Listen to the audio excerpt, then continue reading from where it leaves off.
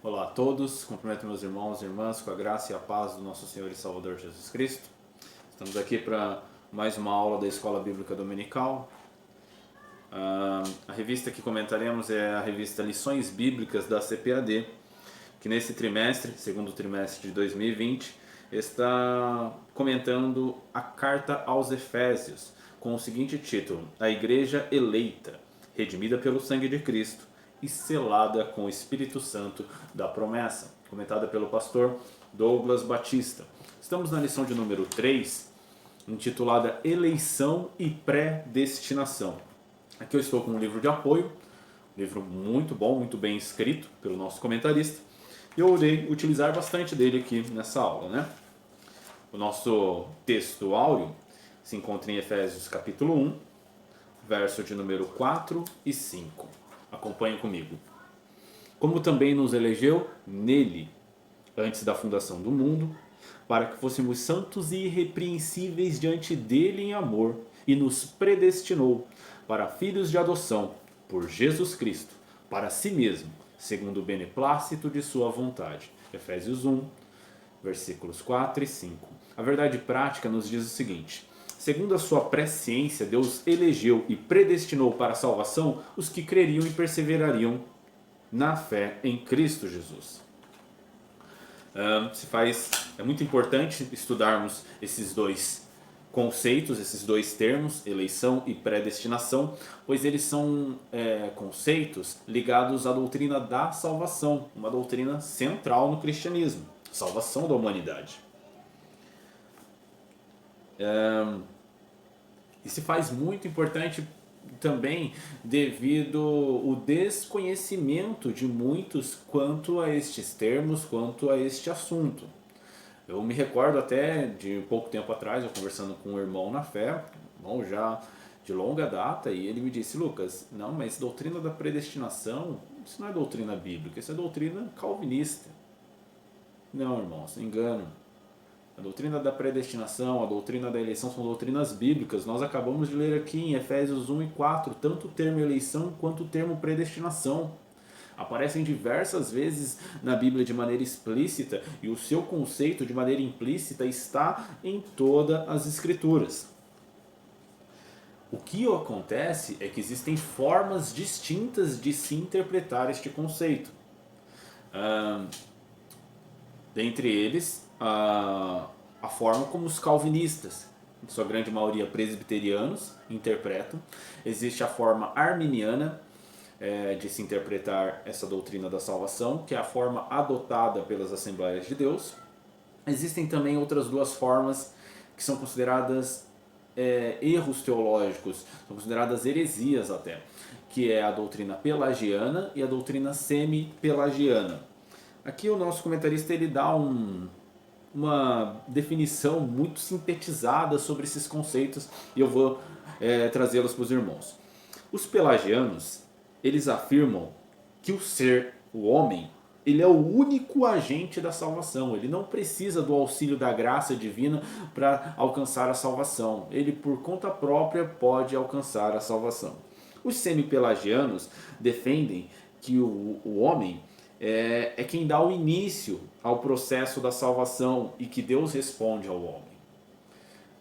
Tem até uma expressão, às vezes usada em nosso meio, que é semi-pelagiana: dê um passo para Deus que Ele dará outro para você. Gente, se Deus não der 1, 2, 3 passos em nossa direção, nós somos incapazes de dar um passo para Ele. Romanos capítulo 3 diz que não há um que busque a Deus, né? Então, esse conceito é semi-pelagiano, um conceito herético, não é um conceito adotado pelas Assembleias de Deus. Então, se damos um passo para Deus, é porque Ele já deu vários para a gente. A Bíblia nos fala sobre isso, que nós o amamos porque Ele nos amou primeiro, né? E tem o conceito calvinista, que argumenta que Deus ele é o único agente na salvação, predestinando uns para serem salvos e outros para a condenação.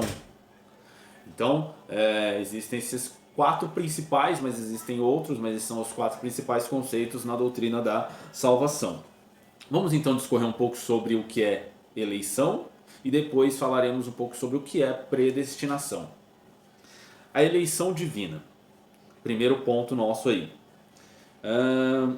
Paulo ele faz uso desses dois termos, né? Tanto elegeu quanto nos predestinou. A expressão eleição significa significa escolha, nada mais, nada menos do que escolha. E predestinação tem o sentido de determinar antes. Esses vocábulos ligados entre si explicam que, pela presciência divina, ou seja, pelo conhecimento prévio que Deus tem, ele soube quem iria crer e perseverar em Cristo desde a eternidade e elegeu-os conforme a sua vontade. E para esses eleitos, determinou propósitos específicos.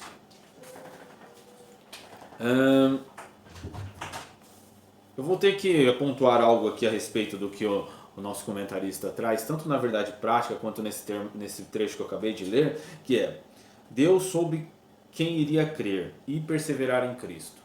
Há muitos que discordam que a eleição é baseada também em quem perseveraria, porque se Deus se Deus soube de antemão que os eleitos creriam e perseverariam até o final, logo, se eu sou um eleito, eu não tenho como perder a minha salvação, porque Deus, em sua presciência, já previu que eu perseveraria até o final. Então, a doutrina da eleição, entendida por muitos teólogos arminianos e pentecostais, tem a ver com a presciência de Deus de que nós creríamos e não necessariamente de que nós perseveraríamos. Então Deus na eternidade viu que haveria um povo que creria no seu Filho. Então ele elege esse povo como a igreja. E é até o título desse comentário, dessa revista, a igreja eleita, né? Uma eleição corporativa e não uma eleição individual. Então estamos eleitos se estivermos em Cristo, estamos eleitos se formos a igreja. E aqui eu não estou falando da igreja templo, denominação, não. Estou falando da igreja invisível, do corpo de Cristo. Se verdadeiramente fazemos parte desse corpo de Cristo, somos eleitos. E essa eleição ela é condicional. É condicional ao quê? A requisitos que o próprio Deus estabeleceu, sendo eles o arrependimento e a fé, que faz com que tenhamos uma nova posição. Quem se arrepende e crer em Jesus Cristo, em sua obra, em quem Ele é, em quem Ele foi, em quem Ele eternamente será, essa pessoa ela está agora em Cristo. Ela é nova criatura, ela é a igreja, ele é um eleito. E a predestinação não tem a ver com quem vai para o céu ou quem vai para o inferno, como muitos calvinistas apregoam, mas está muito mais relacionado aos propósitos daqueles que de antemão foram eleitos. Então, não existe eleição fora de Cristo. A eleição ela contempla aqueles que de antemão Deus sabia que o aceitariam. E a compreensão da relação entre eleição e presciência de Deus é sumamente importante para o entendimento adequado desta doutrina. Vamos ver aqui o que a declaração de fé das Assembleias de Deus atesta a respeito da doutrina da eleição. Deus elegeu a igreja desde a eternidade antes da fundação do mundo. Efésios 1:4. Segundo a sua presciência, 1 Pedro capítulo 1, verso 2. O Senhor estabeleceu um plano de salvação para toda a humanidade. Tito, capítulo 1 e capítulo 2 é bem claro quanto a isso. Pois essa é a sua vontade. 1 Timóteo 2, 3 e 4. A vontade de Deus é que todos sejam salvos. Assim como Deus não elegeu uma nação já existente, mas ele preferiu criar uma nova nação a partir do patriarca Abraão, Gênesis 12, 2. O Senhor Jesus Cristo, da mesma forma, criou um novo povo, formado por judeus e gentios. A igreja eleita. Então, este enunciado aqui que eu acabei de citar, que está na Declaração de Fé das Assembleias de Deus, na sua página de número 121, atesta que a eleição ela é corporativa, não individual. Efésios menciona a eleição no plural, nos elegeu. Em toda a epístola nós vemos a eleição sendo tratada como um conjunto. um corpo, Efésios 1:23, um povo, 2:14, uma família, 2:19, um edifício, 2:20-22 e a igreja, 3:10. Então, aqui fica bem claro que a eleição ela é corporativa. Deus escolheu um povo. É claro que, estando nós neste corpo, sendo nós parte deste corpo que é a igreja, tem as suas implicações individuais. A eleição tem implicações individuais dentro deste coletivo, né? E como eu já destaquei, existem condições para ser um eleito, né? A eleição, ela torna-se realidade, ela pode se tornar realidade na sua vida caso você ainda não seja um eleito, com um prévio arrependimento e a fé. Foi o próprio Deus quem colocou estas condições. Deus amou o mundo de tal maneira para que todo aquele que nele crê não pereça, mas tenha a vida eterna. Ou seja, Deus coloca uma condição, coloca um pré-requisito, crer. E não somente crer, nós vemos em outros relatos, no Novo Testamento fala de arrependimento e fé. Jesus começou o seu ministério na Galileia pregando: arrependei-vos e credes, porque é chegado o reino de Deus. Contudo, arrependimento e fé não podem ser tidos como um meio meritório. Não é uma obra você se arrepender ou crer. Você não é merecedor porque você se arrependeu ou crer, e creu.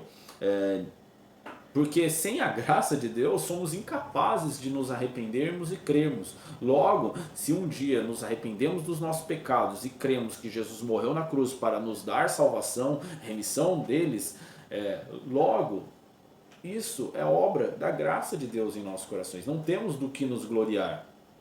É pelo que Deus fez. E Paulo, ele enfatiza uma das finalidades da eleição: para que os eleitos tenham uma vida nova, para sermos santos e irrepreensíveis diante dele. Então, nesse sentido, a eleição ela é condicional. E ela predestina os eleitos, os que foram escolhidos, para uma vida afastada do pecado e uma conduta ilibada, um caráter íntegro. Vamos agora falar um pouco sobre a predestinação. Fomos predestinados, segundo o texto que nós lemos, para a santidade e para a filiação. A Bíblia de Estudo Pentecostal ela esclarece que predestinação ela aplica-se aos propósitos de Deus inclusos na eleição. Que a eleição é a escolha feita por Deus, como já dissemos, em Cristo, de um povo para si mesmo, e que a predestinação abrange o que acontecerá ao povo escolhido por Deus. Então, esse conceito ele ratifica que a predestinação não se refere à escolha de alguns para a salvação e de outros para a perdição. Todas as vezes que a Bíblia usa a expressão predestinação, que aqui o comentarista até coloca quantas vezes aparece 6 vezes no Novo Testamento, e você pode conferir todas aí: Atos 4:28, Romanos 8:29 ao 30, 1 Coríntios 2:7, Efésios capítulo 1, verso 5 e depois no verso 11. Em nenhuma dessas vezes a expressão faz referência aos pecadores sendo destinados à condenação eterna. E por outro lado, nem falando que eles serão salvos. Fala-se dos propósitos dos que foram eleitos, dos que já foram salvos, dos que estão sendo salvos e dos que serão salvos. Reparem que eu usei aqui a expressão no passado, presente e futuro, porque é desta forma que a salvação é aplicada na nossa vida. Nós já fomos salvos, nós estamos sendo salvos e nós seremos salvos. A salvação ela tem o seu caráter presente, o seu caráter passado. Jesus já morreu na cruz por mim, eu já sou salvo. Mas ela tem o seu caráter presente, que é a santificação. Eu estou sendo salvo, mas ela tem o seu caráter futuro. Eu serei salvo, a glorificação. Então, a predestinação fala dos propósitos. E aqui eu quero falar um pouco sobre esses propósitos. A Bíblia nos apresenta 3 quando ela fala de predestinação. Primeiro, serem filhos por adoção de Jesus Cristo, Efésios 1:5. Segundo propósito, serem herdeiros com Cristo. E terceiro propósito, serem conforme a imagem de Cristo. Então todas as vezes que as Escrituras citam a predestinação, elas se referem aos destinos dos que foram eleitos. Eles são predestinados para serem filhos por adoção, para sermos inseridos na família de Deus. Louvado seja Deus por isso. Para sermos herdeiros com Cristo. Herdamos todas as bênçãos que temos em Cristo. Todas aquelas bênçãos que já estudamos na lição passada. Se você não leu, confere aí no nosso canal os vídeos passados da aula 1 e da aula 2. E também para sermos conformados à imagem de Cristo. Uma vez que Adão, o nosso pai, o pai de toda a raça humana, falhou, e nós, como descendentes dele, somos semelhantes a ele, temos uma natureza caída, Cristo, que é chamado por Paulo em Romanos 5 do segundo Adão, ele veio para restaurar novamente a imagem que em nós foi distorcida. A imagem e semelhança de Deus que em nós foi distorcida, ela é restaurada em Cristo. Fomos predestinados para sermos conforme a imagem de Cristo. Estamos sendo transformados dia após dia, de glória em glória, para cada dia mais parecermos com Cristo. Louvado seja Deus por isso. Então, esses são os propósitos da predestinação. Predestinação, irmãos, esses propósitos que eu mencionei, eles são muito sublimes. Eles devem nos levar à maior adoração ao nosso Deus. E, lamentavelmente, a cristandade de nossa geração, de nossos tempos, não consegue ver as glórias que há nas bênçãos espirituais. Precisa ficar correndo atrás de bênçãos materiais, de bênçãos temporárias, num imediatismo, num consumismo antibíblico até.